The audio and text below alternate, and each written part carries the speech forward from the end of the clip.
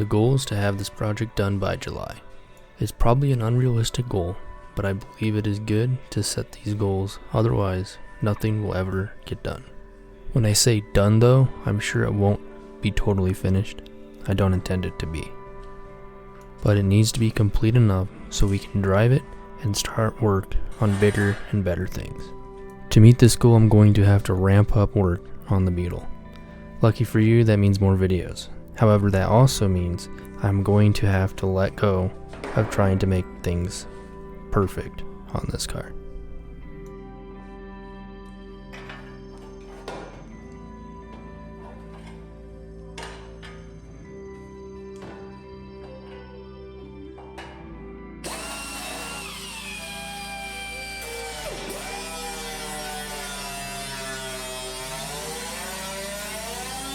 That being said, I'm cutting out this panel again.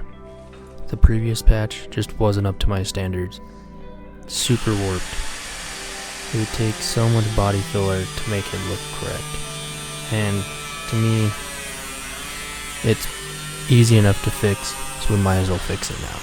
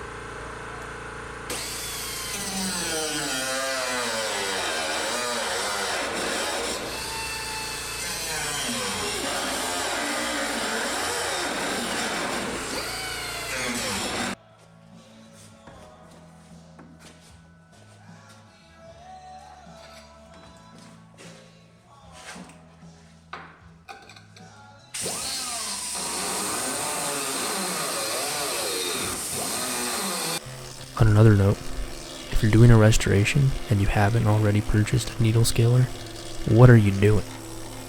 Yes, I sped up the footage a little bit, but I managed to take all this undercoating off in like under 5 minutes, I'd say. Took me weeks to scrape it off and sand it off on the bottom of the car. Saved so much time. Unfortunately, it did find more rust.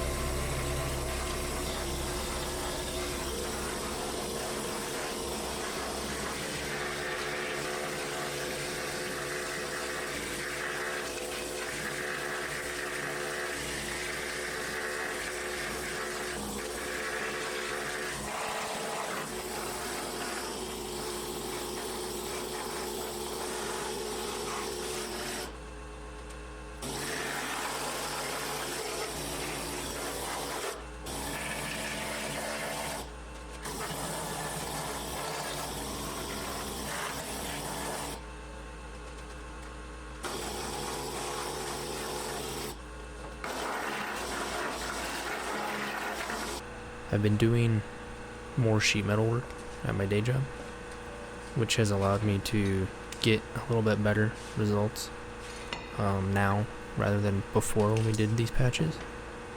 I've also been using a technique that Bad Chad Customs, I think it is on YouTube, made a video about. Just basically spreading your tacks out, which I was doing before, but I definitely didn't wait long enough for them to cool down, and just blasting them with air. I found, and he points this out in his video, that basically you kind of want to have your glove off while you're putting these tacks in, and using your bare skin to touch it. If it's too hot for you to touch, it's too hot for you to put another tack in, and that really helps keep the panel straight and not warp. Every single one of the panels I've put on so far has had quite a bit of warpage, and I've kind of figured it was just part of the game, you know, we'd deal with it with Bondo or whatever in the future. But especially with the stuff I've done at my day job, you could get it fairly close to where you don't need Bondo at all. Of course, we're still going to use Bondo in this situation to make sure that it is as perfect as you can. We don't want any imperfection to be seen through the paint, but you know, if you're doing like a trailer fender, you can get it to look almost near perfect. I mean, you'll probably see the seam, but it's a trailer fender, right? No one's gonna care. This is a car though. We gotta make sure it's nice. Another big thing that I learned too, I got this off of a Vice Grip Garage video. Before, I was removing paint with a grinder. That's a big no. Even at my job, we always remove paint with grinders, and most of the time I guess I'm working with thicker steel, so it's not a huge issue. But on these car panels, removing that with the grinder just heats the metal up way too much, and it also removes the metal. There's not a whole lot, especially on these Volkswagens, the paint's not super thick, and once you see sparks, you're removing metal. So we always have big issues with blowing holes in the metal when we're trying to weld a piece in. Well, that's why. We're thinning the metal out so much that there's really nothing, there's no meat there for the tack to stick to. So you want to sand the paint off. And you don't want to just hold the sander there either. You don't want to heat the panel up too much. You know, sand it for a minute, 2 minutes, maybe at the max. Cool it off. Unless you're doing a large area, then, you know, you're kind of spreading that heat out more if you're not staying in one area. But for something that we're doing here, you know, you don't want to stay on it super long. You want to cool it off and then, you know, go back to sanding again.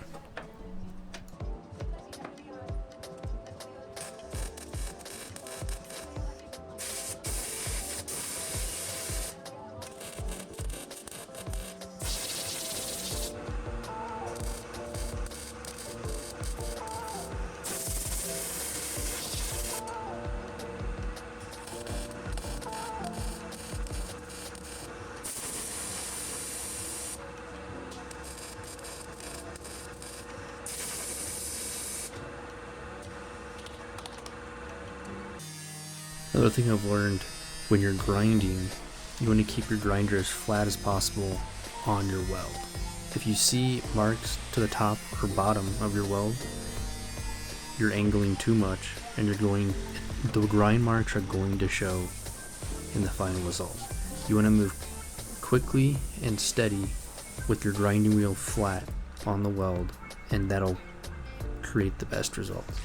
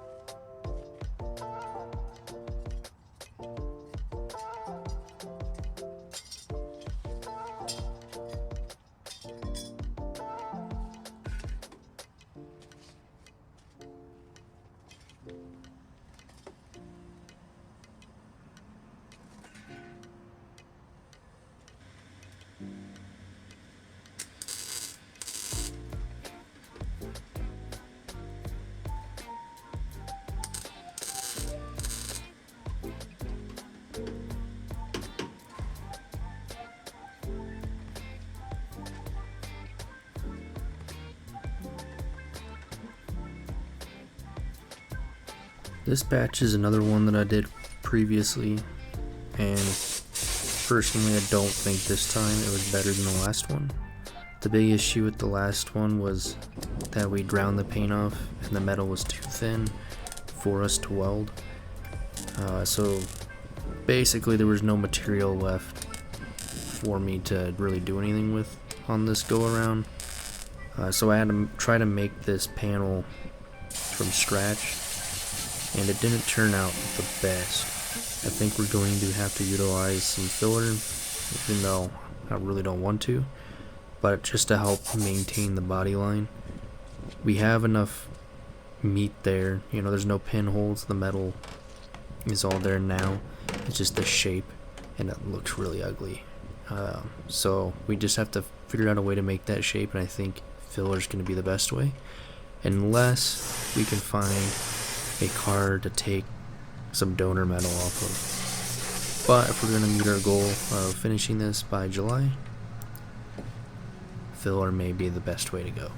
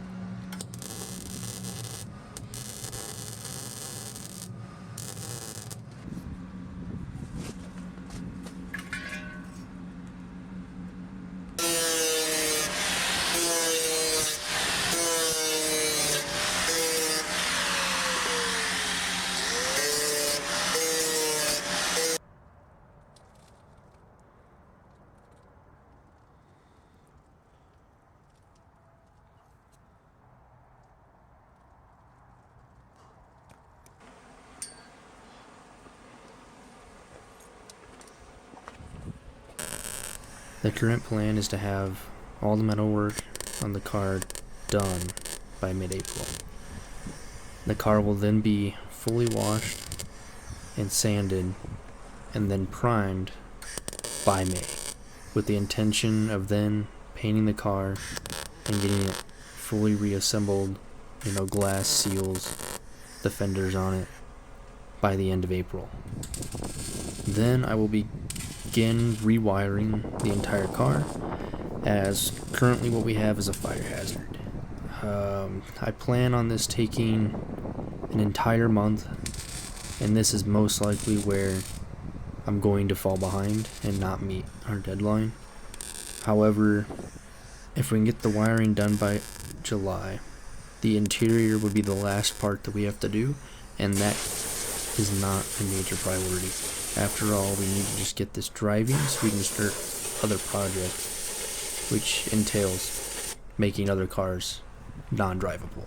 So if I'm going to have other cars non-drivable, I have to have this one drivable. We can always finish the interior at a later date.